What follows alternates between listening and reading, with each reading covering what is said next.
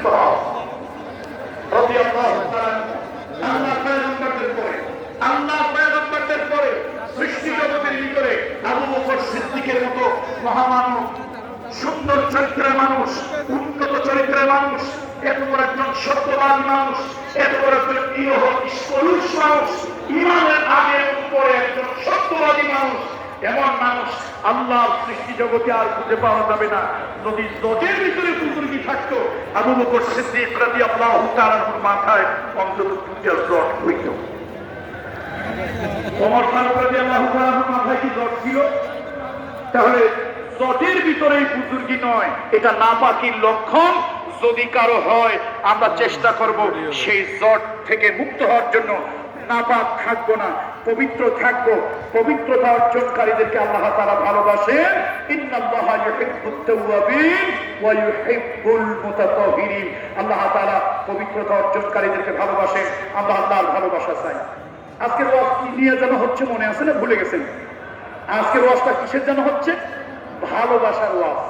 আজকে গিয়ে বাড়িতে গিয়ে বিবি সাহেবকে বলবেন, আনসারী সাহেব ফরিদপুর থেকে আসছিল, তিনি ভালোবাসার ওয়াজ করছে, তবে একটু কথাটা বুঝায় শোনায় কায়দা মতো বলিয়ে, নাইলে কিন্তু আবার ঘরে লাঠি সোটা থাকলে তা নিয়ে দৌড় দেবে। তুমি ওয়াজ মাহফিলে গিয়া এই ভালোবাসা, কার ভালোবাসার ওয়াজ শুনছো? কোন ভালোবাসা? এটা বলবেন যে কোনো পোশাক বাসি ভালোবাসা নয়, এটা দুনিয়ার কোনো নষ্ট চরিত্রহীন ভালোবাসা নয়, এমন ভালোবাসা যা চরিত্রকে পুত পবিত্র বানিয়ে দেয়। আল্লাহর ভালোবাসা। কার ভালোবাসা? জোরে বলুন, কার ভালোবাসা? আল্লাহর ভালোবাসার বয়ান হচ্ছে। তাহলে তৃতীয় প্রকারে আমরা শুনলাম আল্লাহ তাআলা তাদেরকে ভালোবাসেন যারা পবিত্রতা অর্জন করে, পবিত্রতা অবলম্বন করে।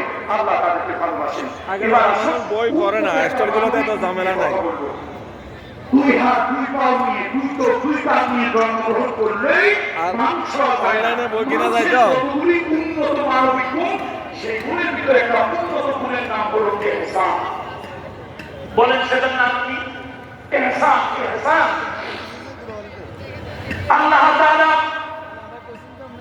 এই দুনিয়ার যাদেরকে আল্লাহ তাআলা ভালোবাসেন, সেই মানুষগুলোকে আল্লাহ তাআলা ভালোবাসেন। জমিনের ভিতরে আল্লাহ তাদেরকে ভালোবাসেন। তাদের ভিতরে এক শ্রেণীর লোক হলো যারা নাকি ইহসান করে, বদান্যতা, অনুগ্রহ, বইয়ের কি সৃষ্টির প্রতি, মানুষের প্রতি যারা বদান্যতা দেখায়, সৃষ্টির প্রতি যারা অনুগ্রহ করে, মানুষের প্রতি যারা ইহসান করে, আল্লাহ তাদেরকে ভালোবাসেন। আল্লাহ তাআলা বলেন, ওয়া আহসিনু।